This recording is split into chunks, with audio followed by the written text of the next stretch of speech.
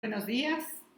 Hoy tenemos el gusto de recibir al maestro en Administración e Ingeniero Químico Ricardo Valderas Sánchez. Nos da mucho gusto que nos siga acompañando a lo largo de estos seminarios y en esta ocasión pues nos va a presentar su tema monitoreo de sustancias químicas. Actualmente está colaborando con la UAM de Xochimilco, impartiendo una asignatura que es Ciencias de la Salud de los Trabajadores, y recomendamos mucho este tema para nuestros ingenieros, maestros en ingeniería industrial. Bueno, adelante, doctor. Muchas gracias, doctora.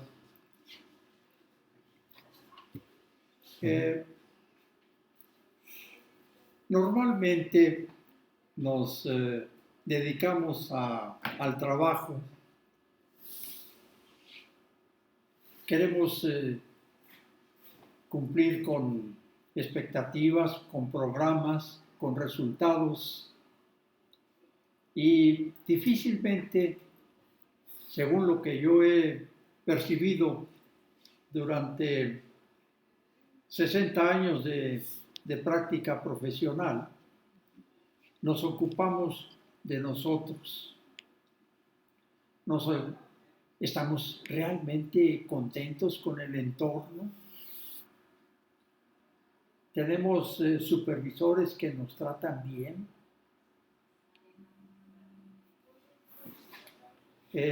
Muchos factores. Simplemente cuando di la plática sobre edificio enfermo, a la salida una compañerita me dijo: es que mi oficina está toda de blanco y a mí me molesta el blanco.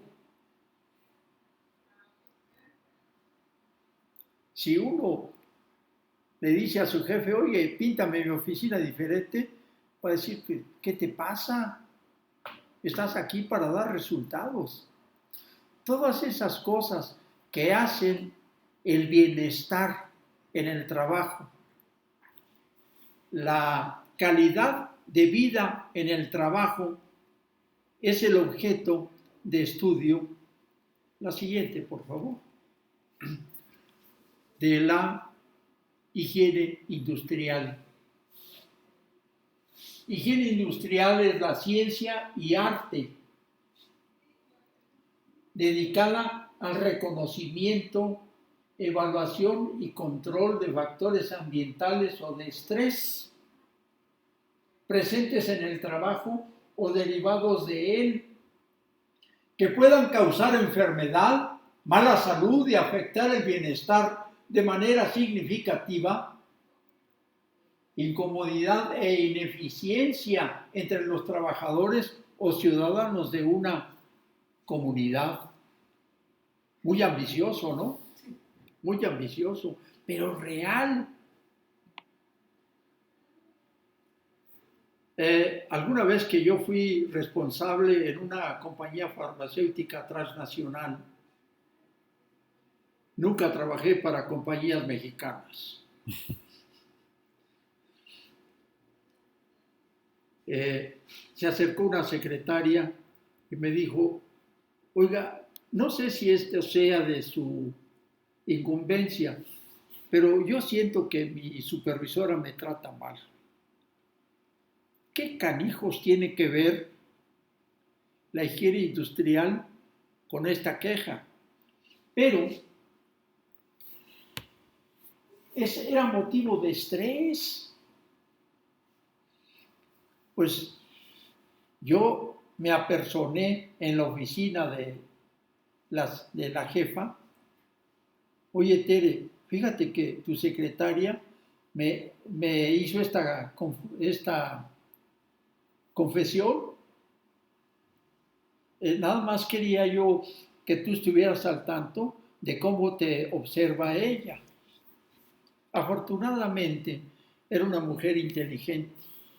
Se fijó y después me dijo: muchas gracias, ingeniero, porque ya cambió la actitud de ella hacia mí. Todo esto tiene que ver, por ejemplo, con el bullying, con el canibalismo que hay en las instituciones educativas. Soy un trotamundos de las universidades. Ese es el sueño de algo que se llama higiene industrial. A eso me he dedicado desde 1984 o algo así. O sea, lo que les voy a exponer es gente que ha estado, como yo, en la trinchera.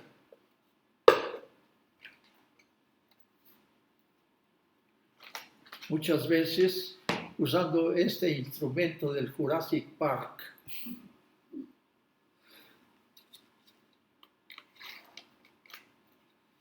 Estos han sido mis instrumentos de trabajo.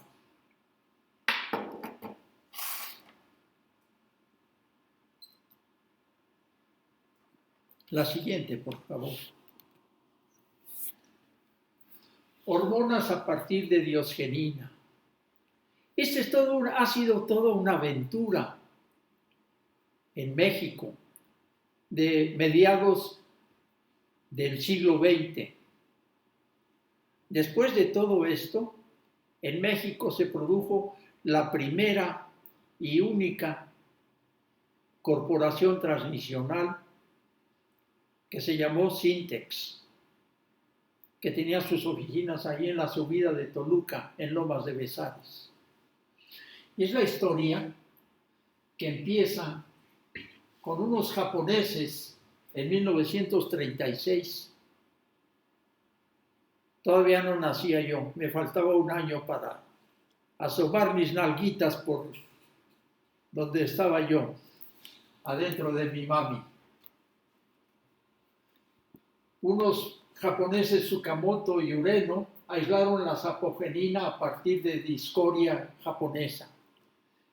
¿Qué es discoria? Discoria es la clasificación botánica de la raíz que da el principio de la hormona y da sapogenina. Es el principio de la investigación para obtener hormonas de la raíz discoria que estaba abundante en forma natural en el sur de Veracruz. Todavía no lo sabían. Apenas estamos caminando.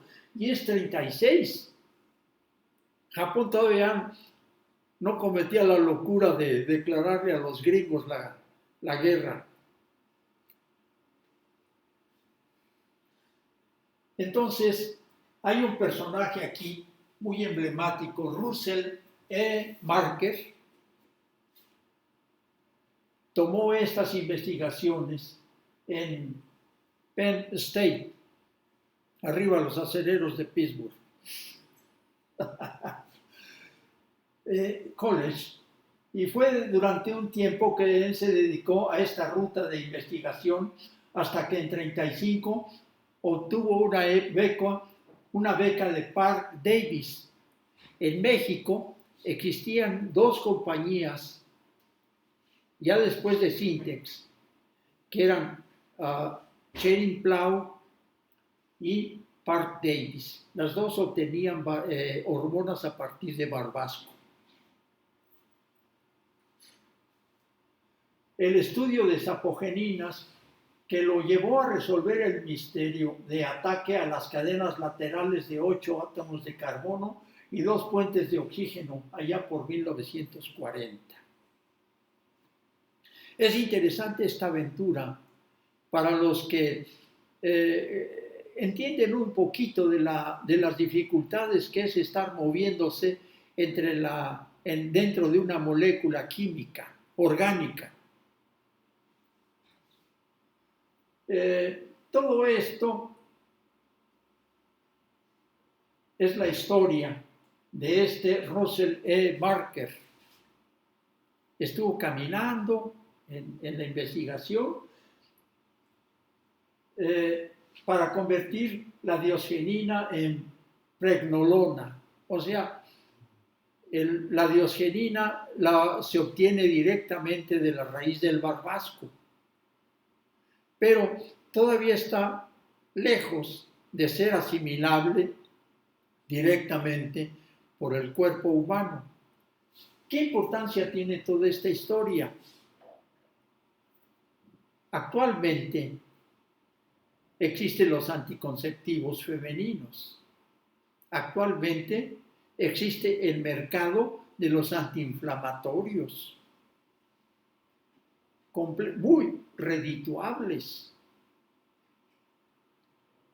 Esta empresa de Schering-Plough, que tenía una planta o tiene una planta allí en San Cristóbal de Ecatepec, en 1985 o algo así, producía para la corporación Schering-Plough 900 kilos al año. Eso le daba, los 900 kilos, le daban un rendimiento al estilo de las farmacéuticas. Las farmacéuticas no son tiburones, son ballenas. No van por los charales, van por los cachalotes y todo.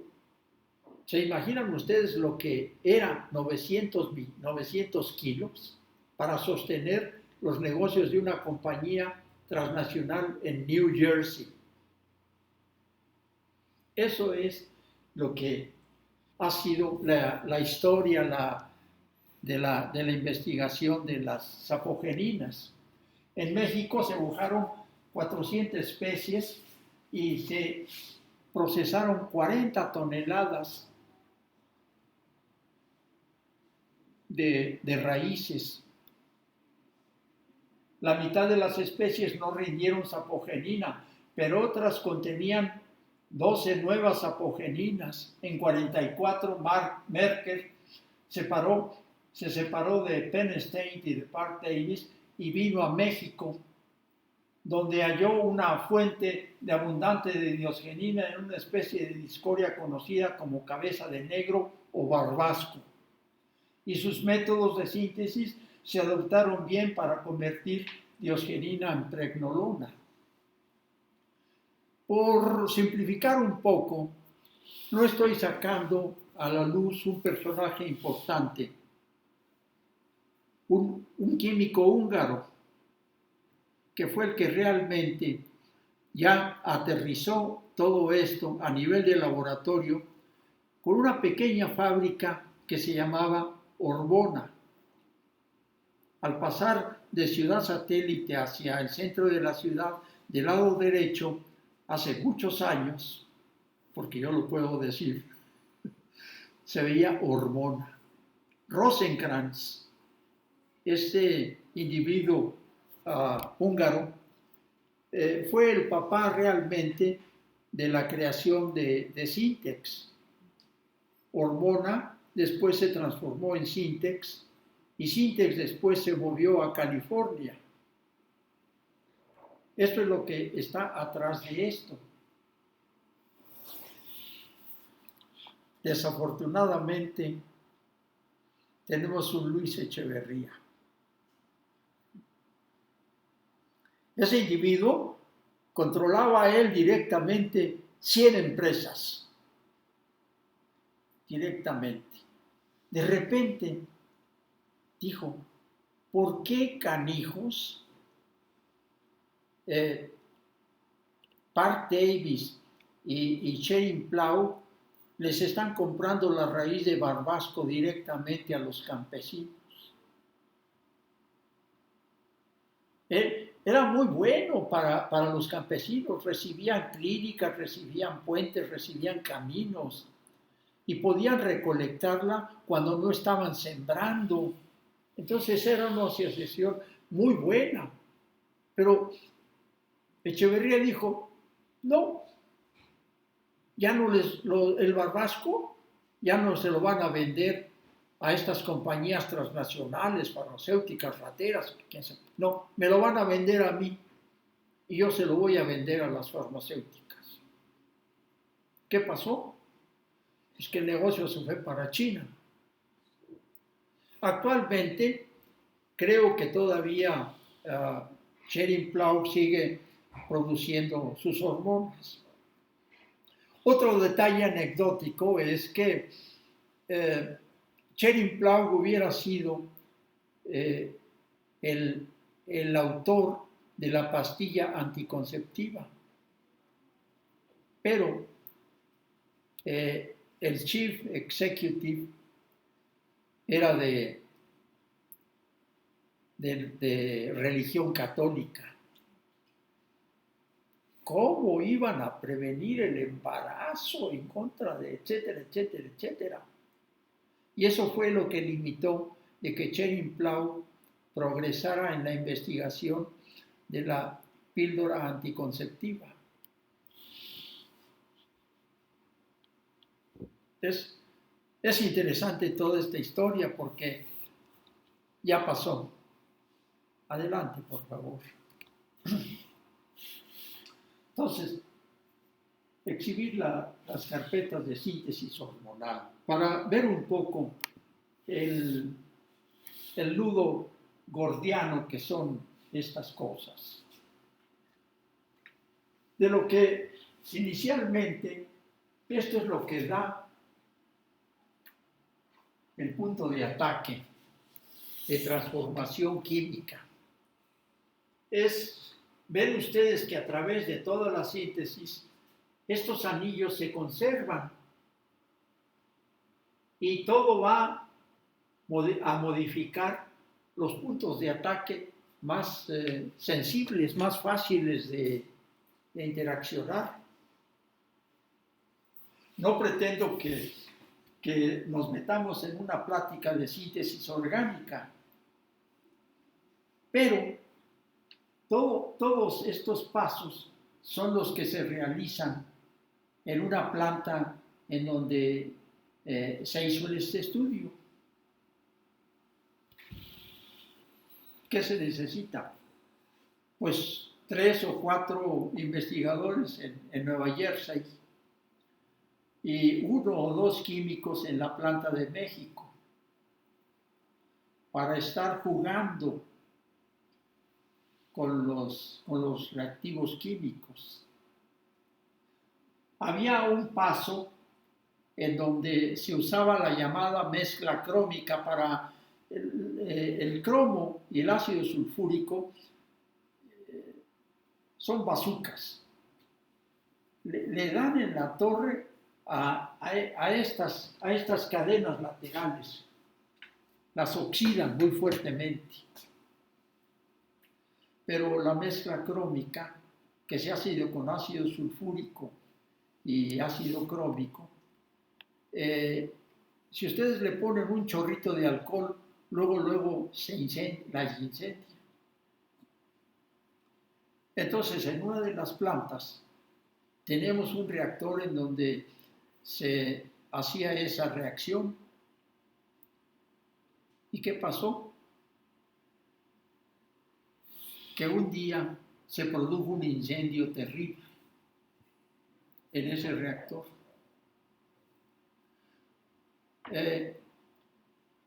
Teníamos un sistema de rociadores en donde yo me metí en medio del incendio porque era mi responsabilidad a ver qué pasaba, porque no, a pesar de que estaba funcionando el sistema contra incendio, no se apagaba el fuego.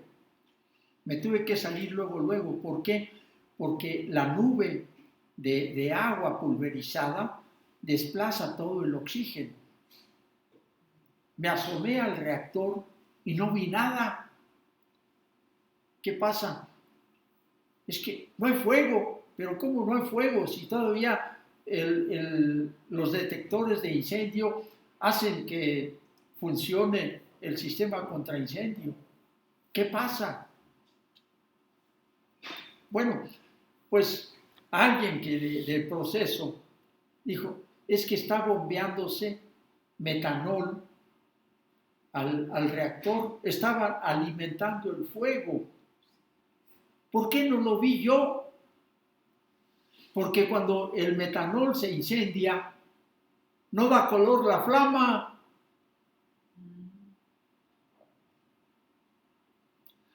De esto trata el monitoreo que se hizo de las sustancias químicas.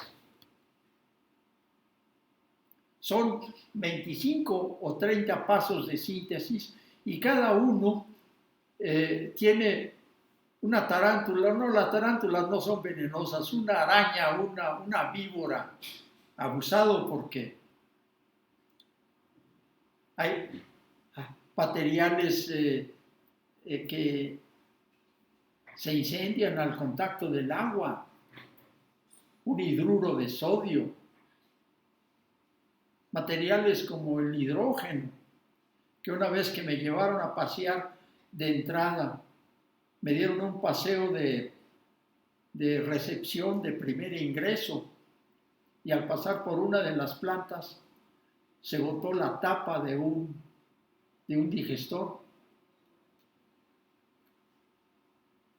Sucedió a la distancia. Otra vez, desafortunadamente, una persona sufrió quemaduras del 70% al estar midiendo el flujo del drenaje que se iba. Y vamos a ver por qué. Déjenme decirles una cosa. Cuando uno está controlando un proceso, tiene que saber que las reacciones químicas pueden ser violentas y rápidas. Haciendo seguridad e higiene en esa atmósfera o en ese ambiente, uno tiene que tomar en cuenta eso. Cuando ustedes están en una planta de ensamble donde todo está quizá con robots o algo así, la cosa se vuelve más calmada. No quiero decir que sea inferior, pero la actitud de prevención tiene que ser diferente. Adelante, por favor.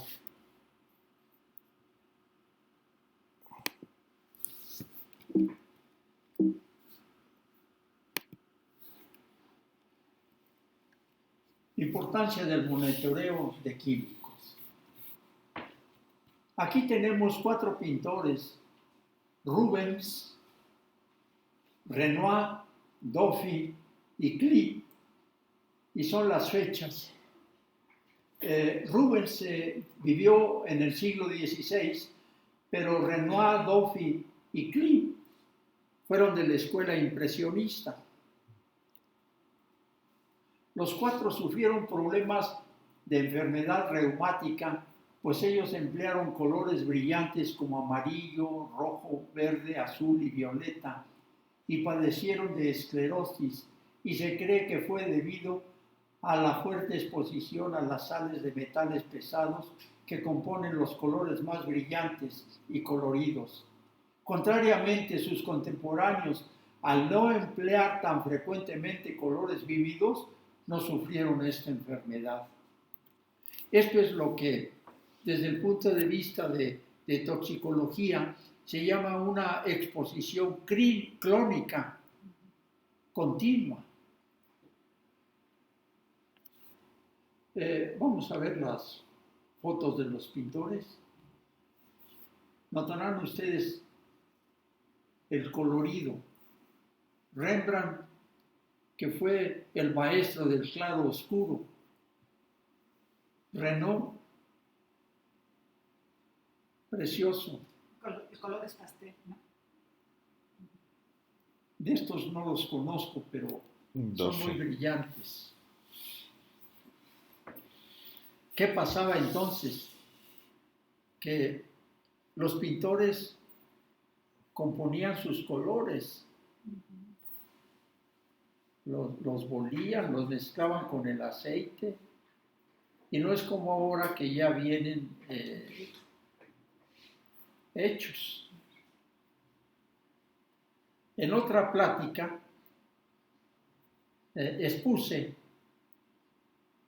cómo una fábrica de pigmentos en el Estado de México exhibe orgullosamente a sus dueños. sus dueños están atrás de una mezcladora de sustancias químicas. Bueno, es el área del proceso. Es el ejemplo donde se ven las cosas. Y estas personas, dueños, sin siquiera un casco de protección, sin un respirador, nada. Déjenme decirles que las fábricas de productos de colores son de las más perniciosas, de las más vigiladas desde el punto de vista de higiene industrial por esta razón. Se vio en aquella plática un operario sin ninguna protección, sin ningún respirador, sin ni sistema de aire, de extracción, manejar los pigmentos. Adelante, por favor.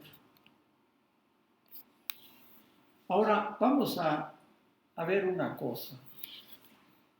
¿En qué consistió el monitoreo? Comentaba yo la trampa que es tratar de traducir al español cosas que no hacemos aquí. Entonces, prefiero yo conservarme en el idioma original para esto. Aquí tienen ustedes el paso del proceso.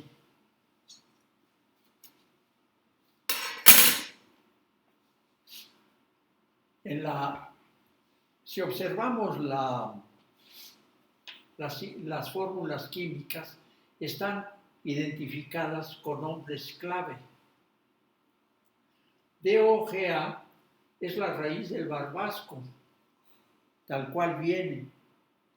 Y el reactor o el proceso es un molino de martillos y se hicieron determinaciones de polvos totales. Los polvos se hacen succionando. Esto se coloca en la zona de respiración de la persona. Este monitor. Y aquí dentro de esto que llamamos cassette va un filtrito con una almohadilla que captura los polvos. ¿Cómo es que los captura? Pues es que le estamos succionando con una bomba de vacío. Ahorita, después vamos a ver cómo es que es todo esto. Son polvos totales. Cuando nosotros queremos ver la cantidad de polvos que llegan a la parte terminal de los pulmones, tenemos los polvos respirables. Este es un ejemplo muy vívido de la aplicación de sistemas. ¿Cómo es el maridaje, que ahora se emplea mucho en comidas, el maridaje entre la técnica, el técnico, un químico, un médico y un sistema de administración de riesgos, de exposiciones? Déjenme decirle que mi posgrado es de maestría en administración de sistemas. Me faltaría esa S. Gracias. Bueno, pues este es el aparatito. ¿Qué otra curiosidad traigo? Hay determinaciones en donde se tiene que hacer pasar el vapor a través de un tubo lleno de una sustancia química, de una solución. Este tubito tiene aquí un aspersor y se está succionando por aquí y se pasa por acá el vapor, de manera que lo que estamos tratando de medir se queda en la solución. Y esta solución puede estar cuantitativamente medida para saber qué cantidad después por análisis químico tenemos en esa parte. Este otro, pues nada más es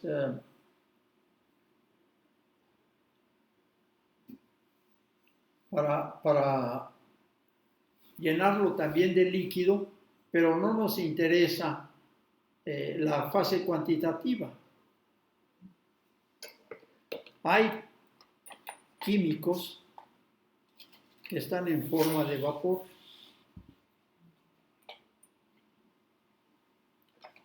Entonces, en este tubito que está lleno de carbón activado, se hace pasar la corriente a través de una bomba de vacío y en la zona de respiración de la persona, la corriente del vapor que estamos queriendo cuantificar. Ya nos metemos en cosas muy técnicas. Pero sí consideré conveniente que ustedes empezaran a ver cómo es que en la trinchera se hacen estas cosas, no desde el escritorio. Cuando uno está haciendo estas determinaciones, también está platicando con el operador y está enterándose de cómo es. ¿Por qué? Porque está en riesgo la vida de la gente. Después vamos a ver por qué no es posible hacer esto. ¿Por qué esos 900 kilos dan para un gasto tan fuerte de determinaciones? Cosa que la industria nacional a veces no puede hacer. Miren,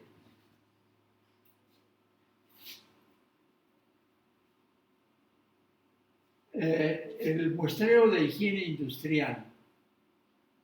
Normalmente se deben de tomar 3 determinaciones. Una es puntual. 2, cuando mucho, nos dan el promedio, pero el promedio es muy influenciable por los datos más chicos o muy grandes. Pero la tercera, por la cual es conveniente tener 3 determinaciones, es la desviación.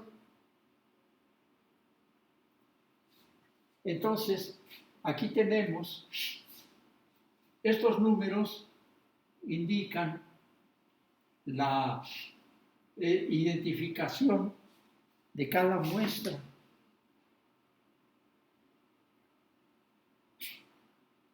¿Por qué? Miren ustedes, es muy importante que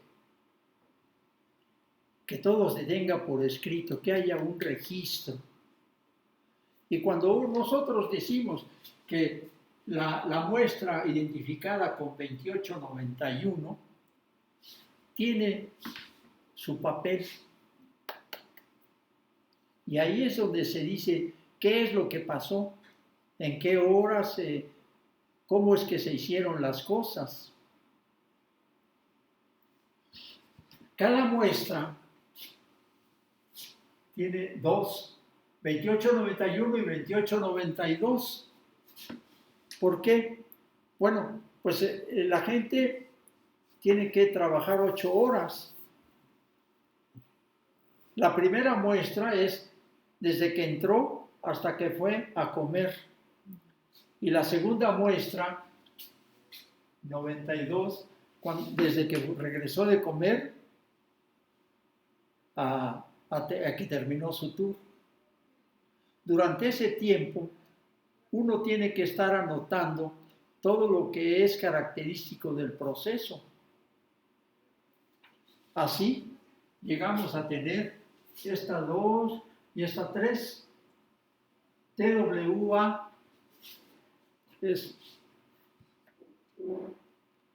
promedio ponderado al tiempo. O sea, ponderamos, le damos un peso al tiempo. Y esta es la determinación que nos dio. ¿Cómo es que es eso? Pues estos filtros se pesan vacíos y después de haberlos puesto en la zona de respiración de la persona, se vuelven a pesar. Y la diferencia en 8 proyectado a 8 horas da estos datos. Con esos 3 datos podemos aplicar una fórmula de desviación estándar para pequeña muestra, que cuando sea pertinente lo vamos a ver. Y después tenemos aquí la desviación de 2.49. La llevamos al 95% de estándares de confianza. Entonces, ¿qué quiere decir? Que esas muestras, las 3, dan una exposición de 20.75 miligramos por metro cúbico. Pero el estándar, el TLB, es de 10. TLB es Threshold Limit Value, o sea, valor umbral límite de 10. Above reference, o sea, más arriba de la referencia, sí. Y así nos vemos. ¿Qué hicimos aquí también? Polvos respirables. ¿Cuál es la diferencia? El polvo total, tenemos los pelillos de la nariz, tenemos la mucosa, entonces se van quedando en ese trayecto de respiración los polvos totales, por su tamaño de partícula. Pero hay tamaños muy pequeños, abajo de 5 micras, que se van a los pulmones, directamente a los alvéolos, donde se hace el intercambio del oxígeno con la sangre, del aire. Entonces, esta determinación nos da una medida de cómo andaban. Aquí tenemos, bueno, desgraciadamente aquí nada más y pudimos hacer 2 determinaciones. El límite de exposición es de 5 contra 10. Los polvos total, los polvos respirables también estuvieron arriba, aunque con esto. ¿Qué pasaba? Pues que yo no tenía entonces, en 1987, la experiencia para saber que había una diferencia así. Por eso no me preocupé de que nada más se tomaran 2 muestras.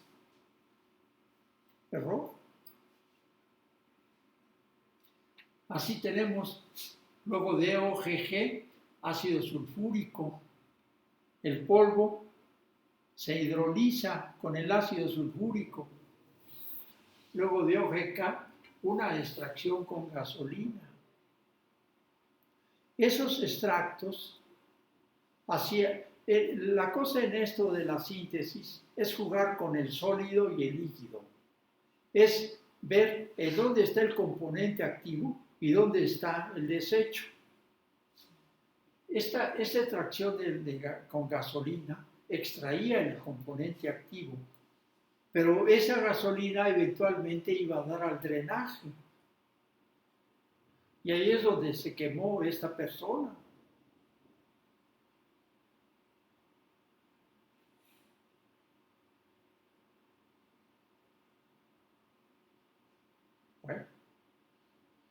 será objeto de otra plática que les diga yo. Mire, todas las gentes, la mayoría de las gentes que yo he escuchado de seguridad e higiene, rebosan de optimismo. Yo esto, yo aquello, yo lo demás allá. A mí me gusta mejor referirme a mis fracasos. Y decía un antiguo comentarista deportivo, el fracaso es el crisol donde se forjan los triunfos. Adelante, por favor. Datos del monitoreo. Y aquí tienen ustedes, esta es la fórmula que yo empleé. La suma de cada determinación menos el promedio elevado al cuadrado, todo eso en raíz cuadrada sobre el número de determinaciones. Eso es lo que estoy tomando como desviación estándar. Y el 95% de confianza es el promedio más 3. Aquí no empleamos el menos porque nos interesa favorecer la protección al trabajador. Bueno, pues este es todo. Ácido nítrico, todas las arañas y víboras que les había yo platicado, bueno, pues ahí están. Otra cosa anecdótica, había un proveedor como de mi edad, un señor que se movía todavía muy bien. Me dice, oye, ingeniero, sí, señor, aquí fabrican hormonas, ¿verdad? Sí. Oiga, y si estoy por aquí, ¿no me van a esterilizar?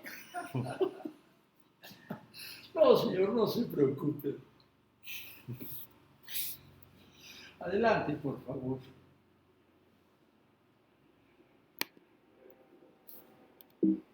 Bueno,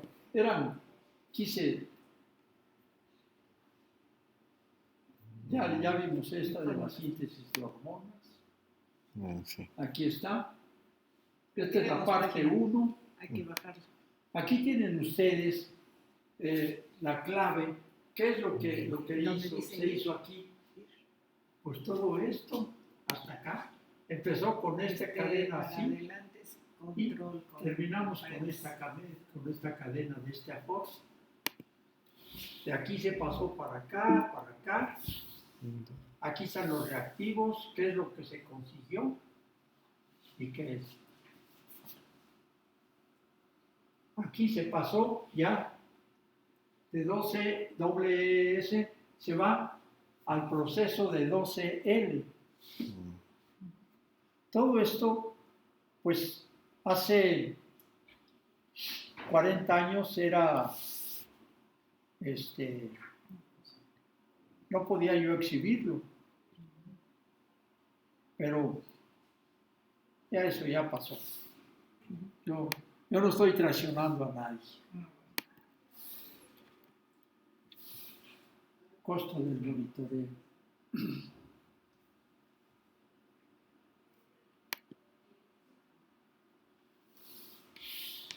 Por ejemplo,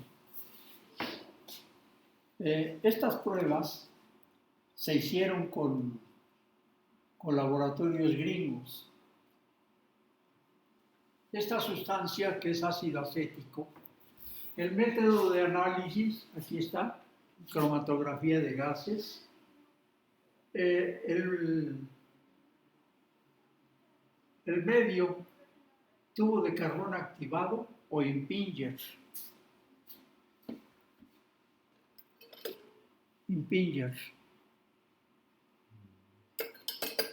O tubo de carbón activado. La siguiente, por favor, porque es el resto del no. Bueno, sí. El método que se usa, el NIOSH 1603, ¿cuál debe de ser la, la rate La tasa. de 500 a 1000 mililitros por minuto.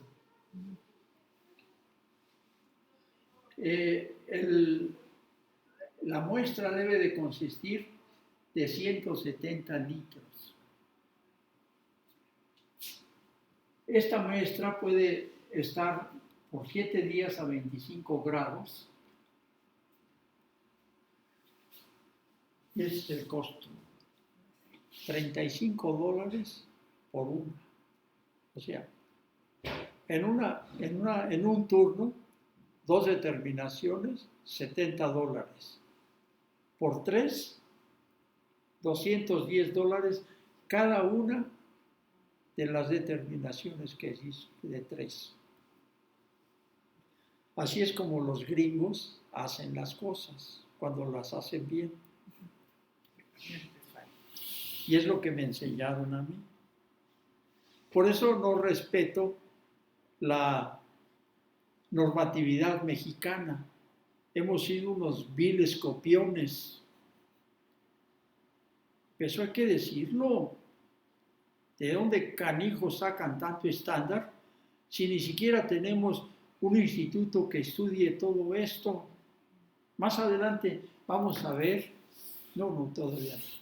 Vamos a ver por qué estoy diciendo todo esto. Toda la estructura de soporte que hay de los gringos. Simplemente hay una cosa.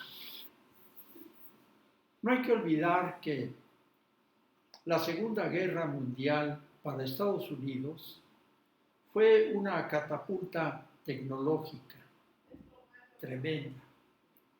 Pero ya desde antes, desde principios del siglo XX, había una industrialización muy fuerte y poco a poco los individuos, las empresas, fueron creando estándares de referencia para muchas cosas.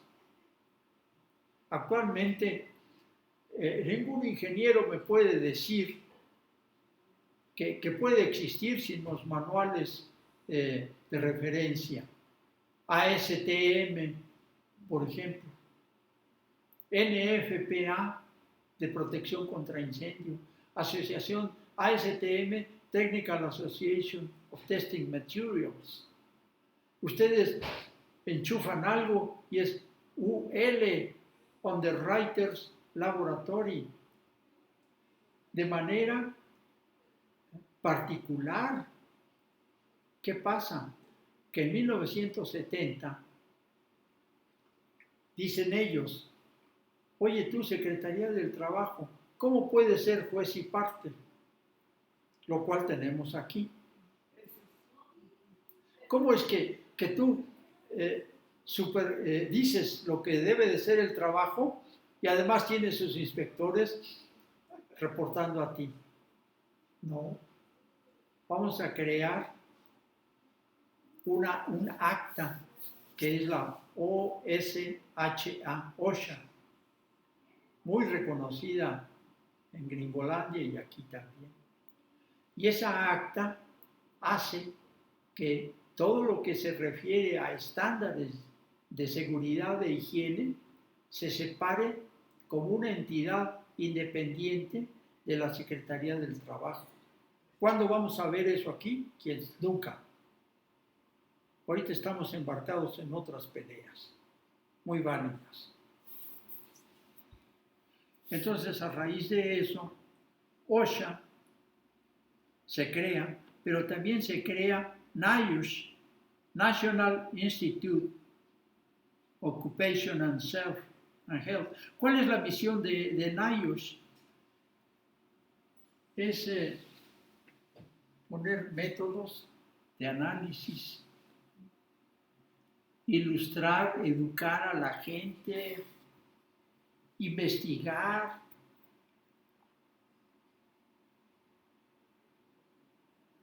¿Qué dicen ellos?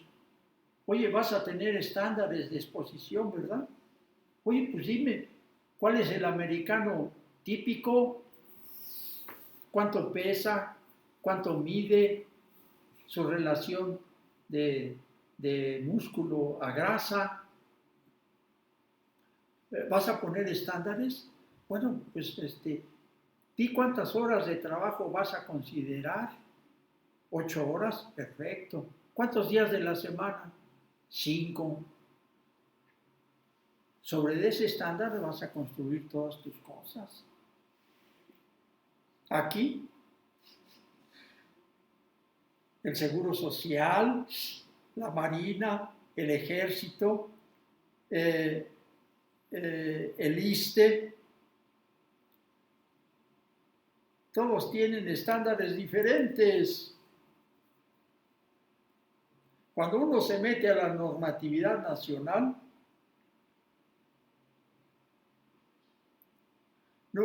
yo después de una borrachera tremenda que me puse de joven, bueno, no me sentí tan perdido como cuando me traté de meterme a la interpretación de una normatividad nacional. Miren,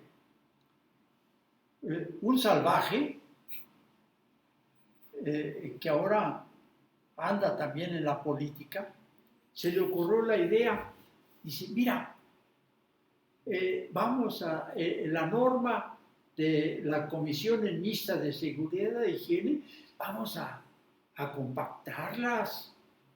Entonces, ¿qué le vas a poner ahí?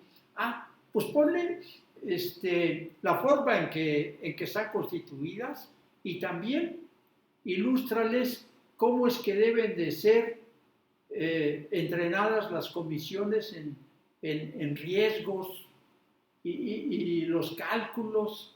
Todo eso que es un capítulo específico de OSHA, aquí lo tenemos ya en una norma número 19.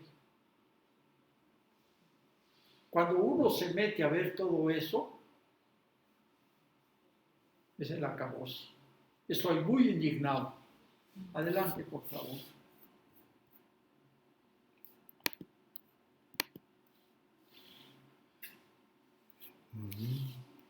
Ahí sí, la exposición ocupacional a 54 químicos fue medida en una planta química localizada en las afueras de la Ciudad de México.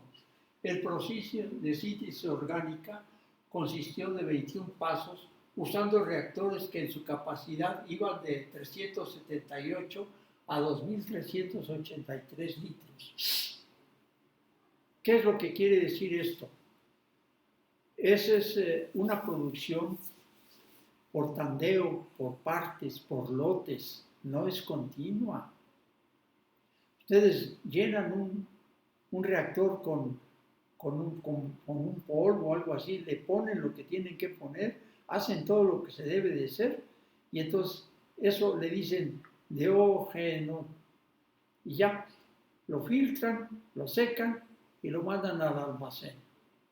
Eso es un paso. Para obtener corticosteroides sintéticos a partir de la raíz de barbasco.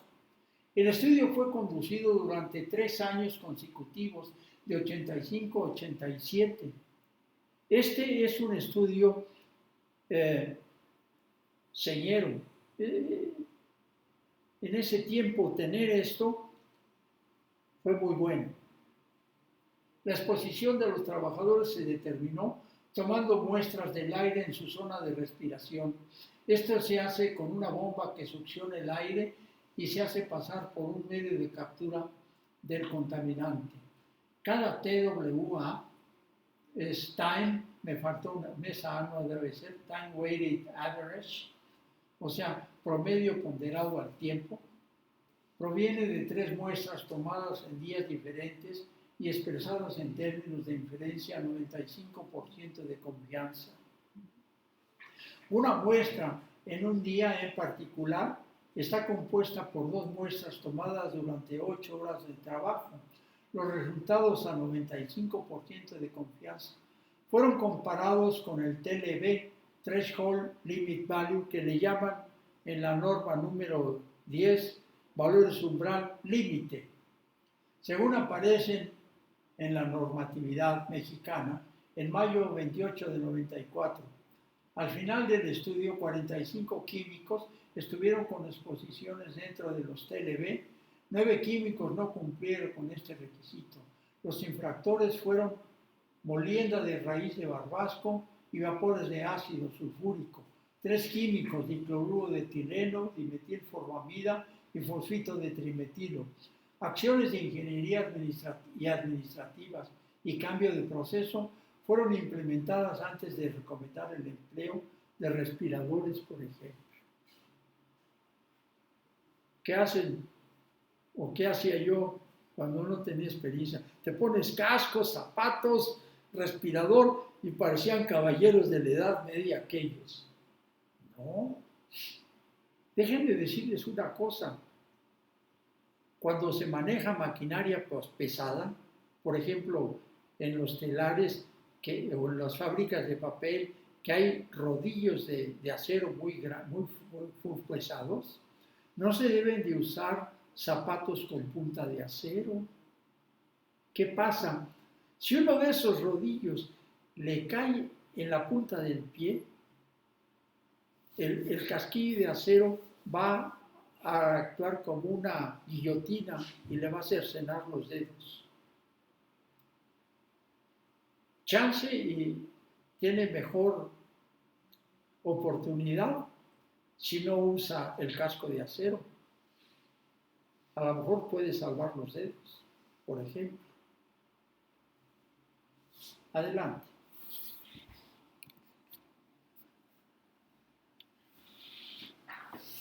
Tienes que dar un clic a la pantalla.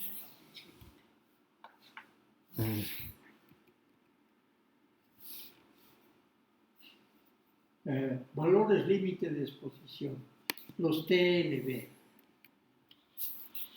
En general,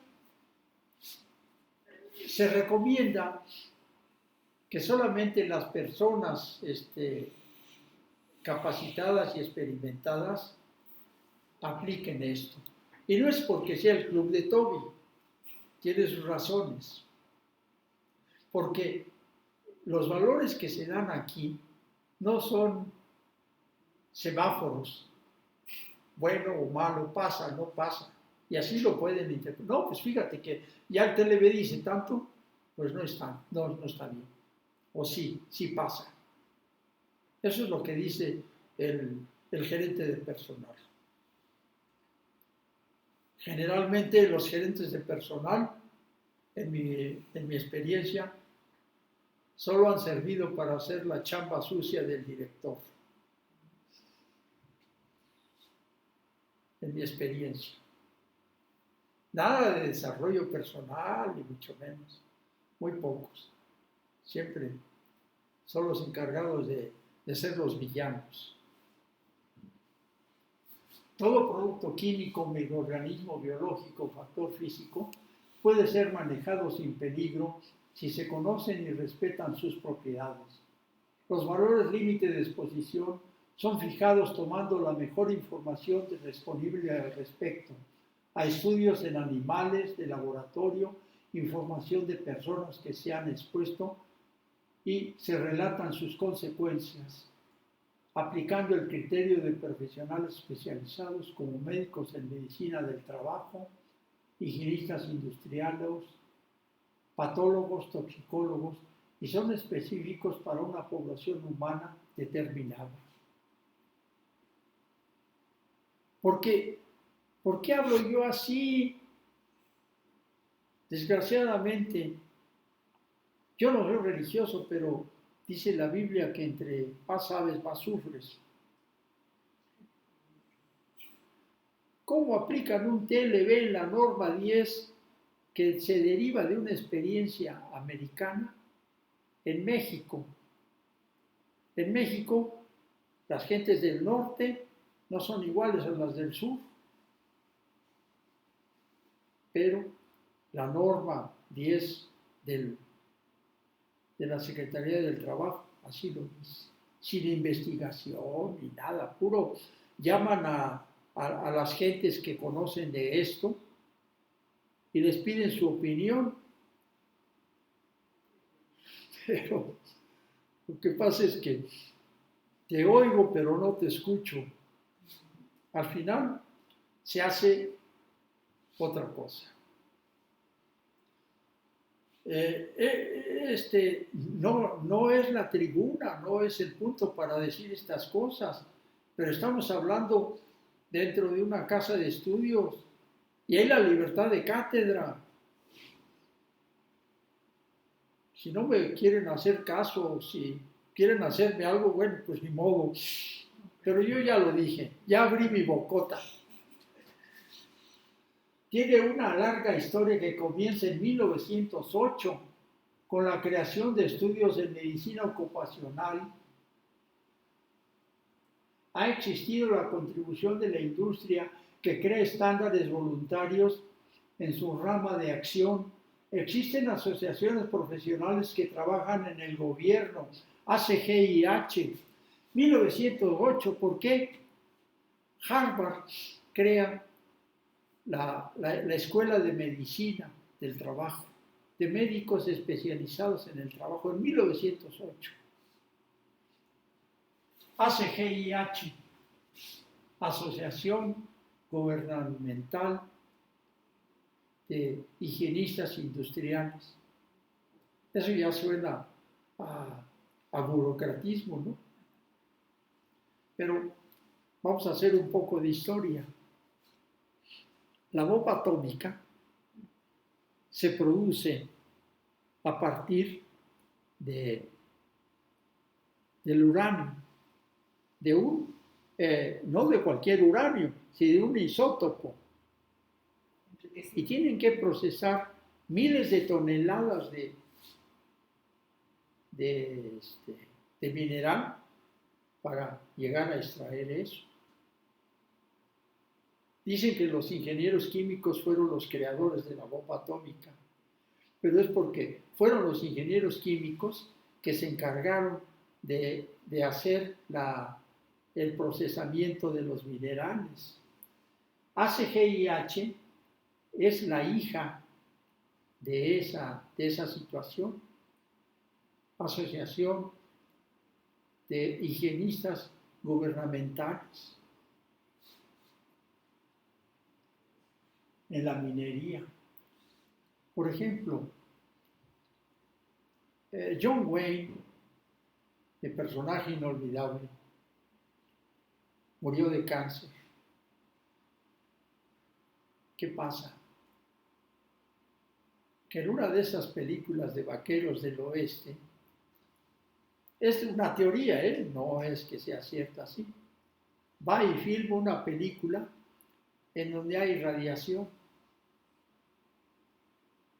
y fallece a los 72 años de edad después de una lucha tremenda con el cáncer. Igual que la historia de los pintores, ¿no?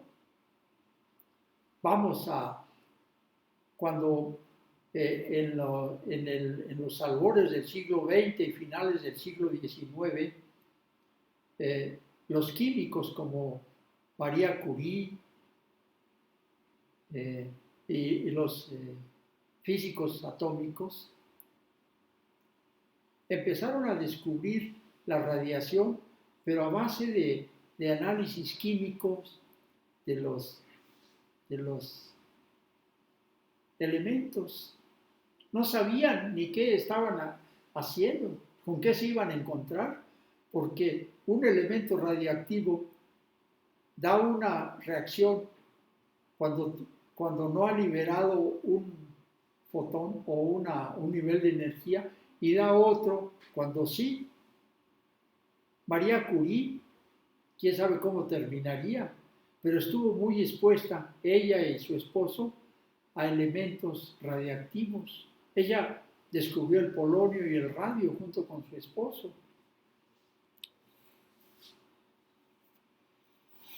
Entonces se crean estándares para que en 1970 se decida darle autonomía a una entidad tan solo dedicada a prevención de accidentes y exposiciones indebidas.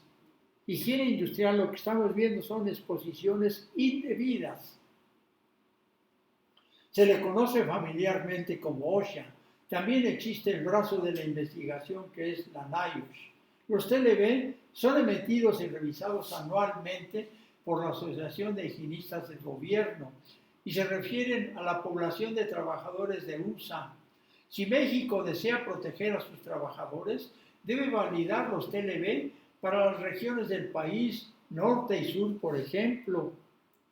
No es válido copiar los valores de USA. Adicionalmente, la investigación al respecto está diseminada o es inexistente.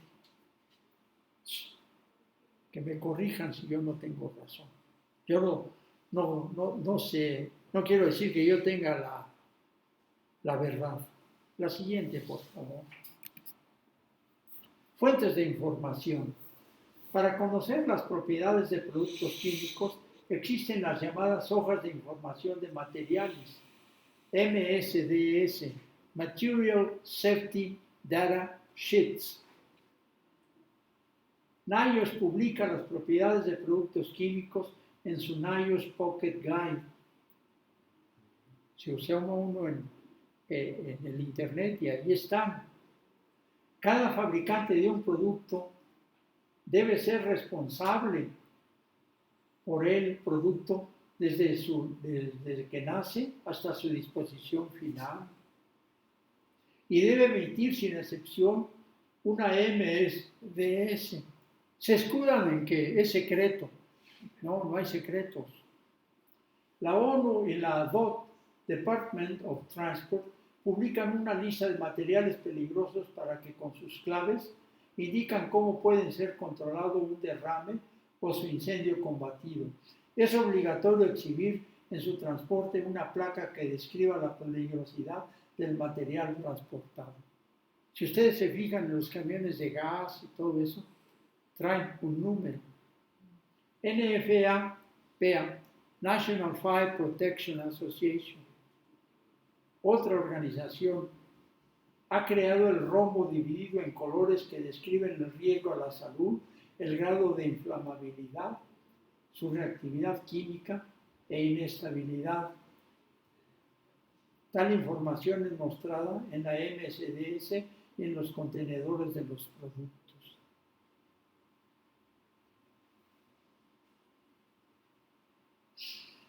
El uso del inglés es una plaga en el DF.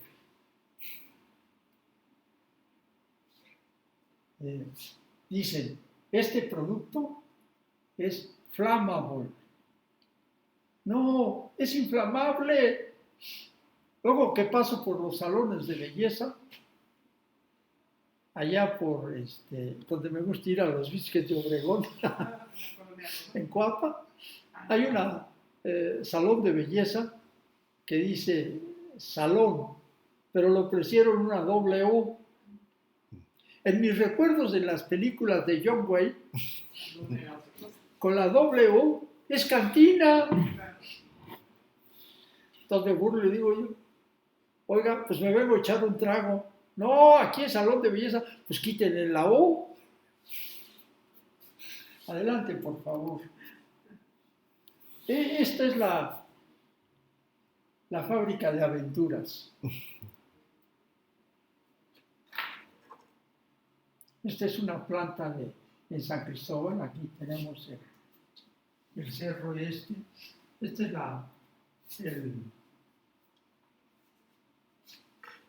el agua de proceso que teníamos, el pozo. Son los edificios de proceso. Déjenme decirles que por el hecho de que tenían celosías y el aire circulaba muy bien, se pudo ver que no existían grandes cantidades de productos fuera de especificación. Pero había aquí, no lo retraté, un pequeño laboratorio con reactorcitos así chiquitos. Ahí se hacían los productos químicos para el desenfriol.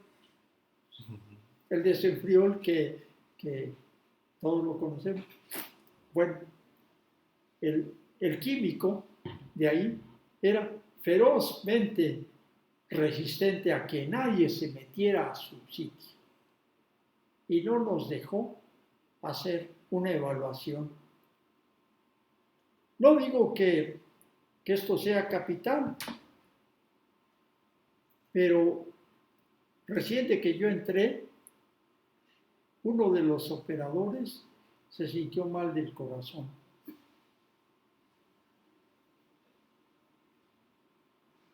Vamos a llevarlo a la clínica del Seguro Social que está aquí cerca. ¿Quién sabe si hubiera habido el medicamento para parar el ataque al corazón? No, yo quiero que me lleven con el doctor de la planta. Lo llevaron hasta con el doctor de la planta y ya llegó en calidad de fiambre. El doctor estaba indignado, no, pues lléveselo, no, pues él quiso que viviéramos aquí. A ver qué hace usted con el muerto. Pues si eres el médico de la empresa.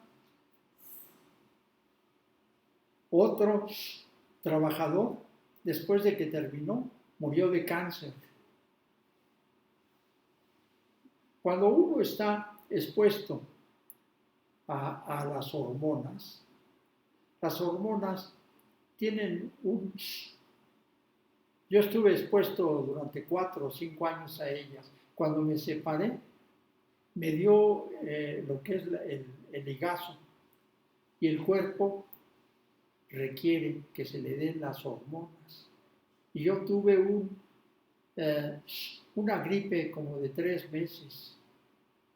Afortunadamente, el Instituto Nacional de Enfermedades Respiratorias me dio una atención fabulosa. Es una institución venerable y pude salir. A raíz de eso hice lo que hizo Tom Hanks, empecé a correr, pero corría yo por mi vida. Pues era todo esto. Ven ustedes, por ejemplo, esta planta que es muy peligrosa, no tiene paredes para que las tapas de los digestores vuelen libremente. ¿Eh?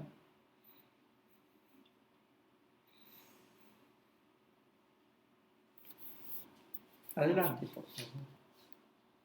Monitoreo aspectos médicos de la higiene industrial, principios y uso de estándares de calidad para el ambiente de trabajo. Quitar totalmente los agentes perjudiciales del sitio de trabajo es el único método absoluto que asegura la salud y seguridad del trabajador. Como este óptimo no siempre es posible conseguir y la exposición a sustancias potencialmente tóxicas no puede evitarse, por lo que, de acuerdo a este principio, ha sido necesario definir cuantitativamente los niveles de exposición y ellos son los valores umbrales límites, threshold límites. Principio básico. La relación dosis-respuesta es un determinante básico porque todos los agentes químicos tienen potencial para alcanzar una respuesta biológica en función de la cantidad absorbida y el periodo de tiempo en que ella sucede. La concentración tiempo, relación tiempo, tiene que ver con la capacidad del organismo humano para metabolizar el químico. Aquí entramos, adelante por favor, en otro aspecto, el ciclo de trabajo. Descanso en USA se emplea 8 horas, trabajo de la semana 40 horas. El aspecto médico de esta relación considera que existen 16 horas de descanso entre 2 exposiciones sucesivas y durante ellas se realiza la reconstitución del organismo, como son la desertificación y la secreción. Cuando se trabajan mayores horas, existe una mayor exposición e inversamente disminuye el periodo de reconstitución. Por ejemplo, el personal de los submarinos y los astronautas experimentan exposición continua que merece la aplicación de otros estándares de calidad para el ambiente de trabajo. Esta referencia también se emplea en el estándar OSHA para calcular índices de frecuencia gravedad para el comportamiento de los programas de seguridad. Es muy importante esto. Son dos cosas que quiero mencionar. Se puede, mire, a la hora de un accidente, el accidente es huérfano. No tiene papá ni mamá. Pero ¿qué pasa si nosotros cuantificamos por área de responsabilidad los accidentes y le asignamos un presupuesto? Esto se puede cuantificar. Yo lo hice. Entonces, tienes hasta 0.5 accidentes al año para cumplir con tu meta. Y si te pasas, vas a responder ante el Comité de Seguridad de Higiene, formado por el director de la planta, por el gerente del área de manufactura, por el higienista industrial. Y te vas a revisar a la hora de tu salario.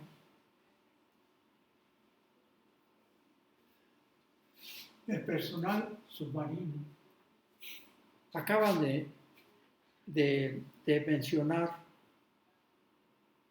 no quiero hacer publicidad de dónde, pero yo lo vi, yo lo escuché, diario en la mañana lo escucho. Ya cuando se dice en la mañana ya se sabe. Dice Lord Molecula. Oiga, presidente, fíjese que hay un marino que perdió sus 2 piernas y no le han hecho justicia. ¿Por qué les platico todo esto? Yo adquirí todos estos vicios a base de que me enviaron hasta el cansancio a Gringolandia y me dieron una capacitación de millones de pesos. Si alguien la quiere hacer ahora, les cuesta eso. A mí no me costó nada, no más que ir a aplastarme y pelar la oreja. He estado tentado a ir con la Secretaría de Marina que queda de cerca de mi casa. Pero no, ¿para qué? ¿Para qué lo hago? Otro de mis proyectos es que se transformen las enfermeras, algunas, en técnicas de seguridad e higiene. Ocurrí a la UNAM en la Escuela de Enfermería, ocurrí a la UAM Xochimilco en la Escuela de Enfermería, ocurrí a la educación continua de la UAM Xochimilco. Y ahí sigue. Eso es atractivo porque abre un campo de trabajo extra para las enfermeras. Pero esta es la realidad de seguridad e higiene. Somos un país pobre. Pero no nos damos cuenta de eso. Adelante, por favor. La esencia de higiene industrial es usar la información disponible para reconocer y anticipar exposiciones inaceptables a los agentes físicos, químicos y biológicos, siendo esta premisa una obligación moral, profesional y legal.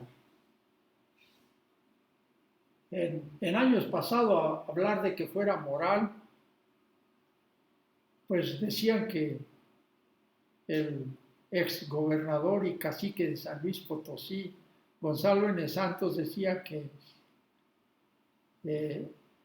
la moral era un árbol que daba moras. Los TLB son guías que no deben ser tomados como sí o no seguro. El criterio de ajuste para acomodar condiciones específicas en el lugar de trabajo lo dirige el médico especialista en medicina del trabajo junto con el Comité de Seguridad e Higiene.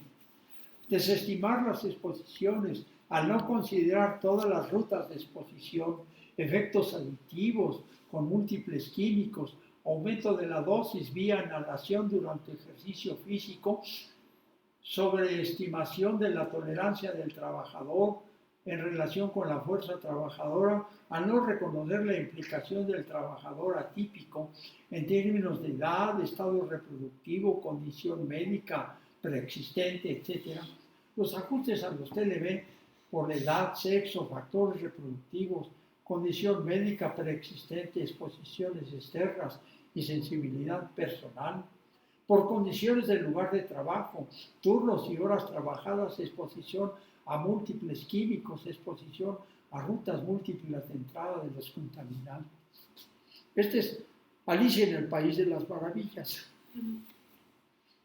Pero es lo que hace que alguien se sienta contento en su trabajo. Adelante, por favor.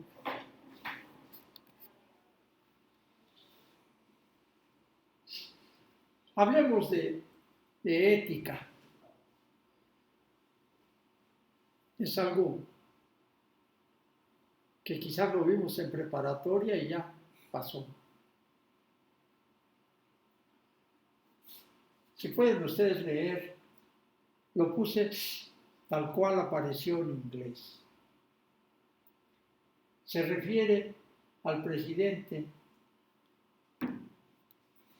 que en Estados Unidos distribuye el agua Perrier. Y dijo que iba a destruir 72 millones de botellas.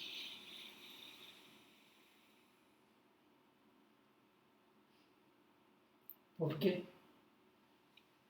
Porque estamos reclamando esto, que estamos en el negocio de la integridad y que vendemos pureza y calidad. Eso es ética, práctica.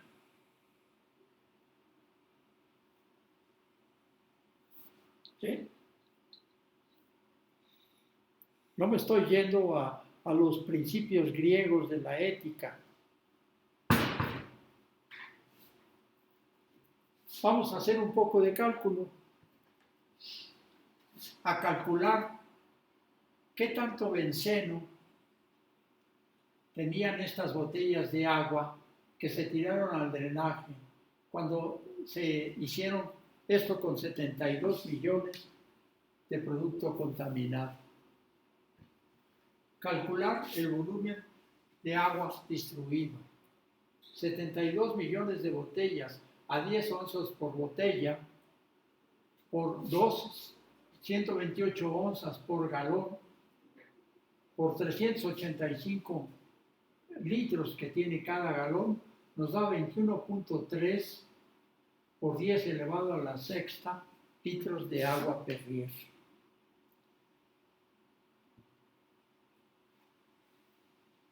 O sea, 21 millones de litros, 21,000 tinacos de nuestra casa, 21,000.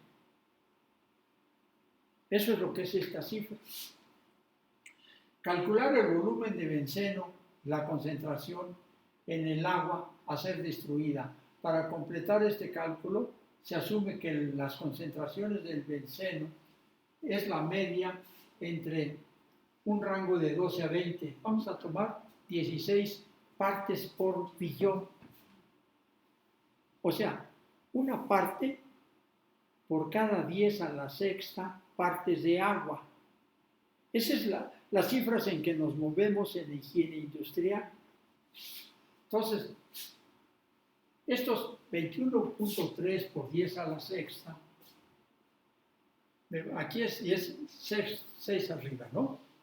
De agua Perrier por 0.016 partes de benceno por 10 a la 6 agua de Perrier da solamente menos de medio litro de benceno.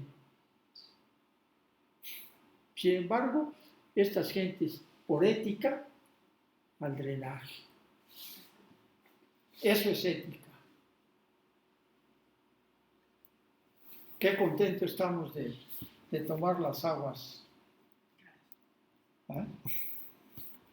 Déjenme decirles que en la casa de ustedes siempre he tomado agua de la llave. Sí, mire, como químico,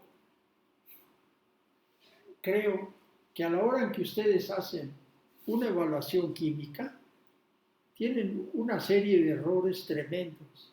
La toma de muestra, la calibración de los aparatos, el método de análisis, el humor del químico o de la química. ¿Sí? Entonces, cuando me dicen que tengo yo 140 de azúcar, está bien, pero es como yo me sienta. Cuando me tratan de vender la pureza del agua y todo eso, no es que yo le haga publicidad a Perrier, ¿no? Pero a lo mejor me voy a comprar una botellita a ver qué tal sabe.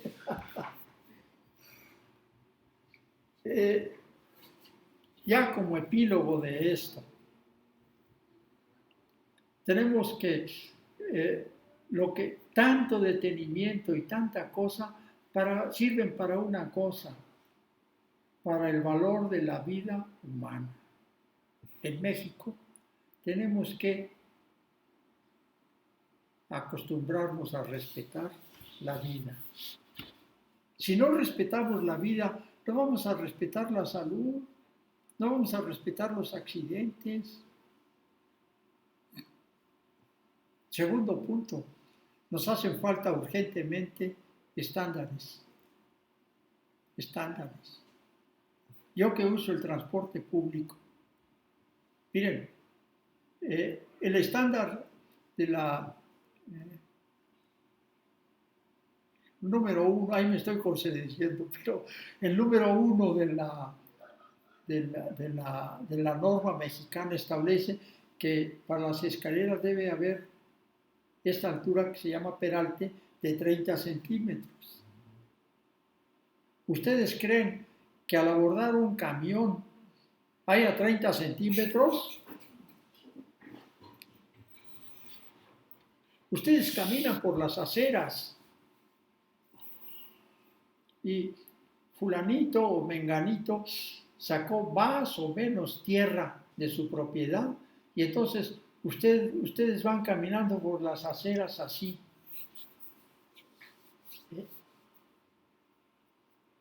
Tantos estándares que nos hacen falta ponerlos y aplicarlos. Estándares. Documentación. Nada por escrito. Siempre me dicen, no, pues te voy a hablar por el Twitter. No, mira, yo veo a las gentes a los ojos y creo en los documentos duros. Email. Porque así sé lo que pasó. Y eso es documentación. Y eso lo fui a aprender de los gringos. En esas conferencias siempre había un marino o un agente del ejército aprendiendo seguridad de higiene.